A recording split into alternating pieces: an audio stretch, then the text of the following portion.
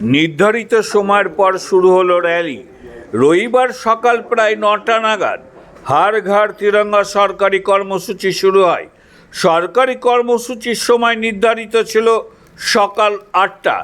এদিন সকাল 7:30 থেকে 7:45-র মধ্যে স্কুলের ছাত্রছাত্রীরা লালবাগ এসডিও অফিসের সামনে এসে হাজির হয়, কিন্তু দীর্ঘক্ষণ অপেক্ষা করতে দেখা যায় স্কুল পড়ুয়াদের।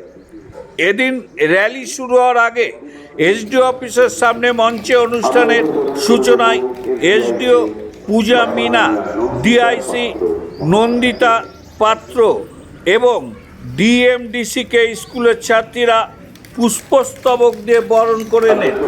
এরপর জাতীয় সঙ্গীত হওয়ার পর শুরু হয় হর ঘর তিরঙ্গা র্যালি, যেখানে ছাত্রছাত্রীরা জাতীয় পতাকা হাতে অংশ নেয়।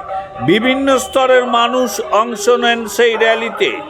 এসডিও অফিস থেকে শুরু হয়ে র্যালিটি লালবাগ আস্তাবল ট্রাফিক মোড় পর্যন্ত যায়। সেখান থেকে ঘুরে পুনরায় লালবাগ এসডিও অফিসের সামনে এসে র্যালির সমাপ্তি হয়। তবে সরকারি অনুষ্ঠানে এমন দেরি নিয়ে মুর্শিদাবাদ শহরে উঠেছে নানান ধরনের প্রশ্ন। প্রবাহ সংবাদ, লালবাগ থেকে শঙ্কর ঘোষের রিপোর্ট।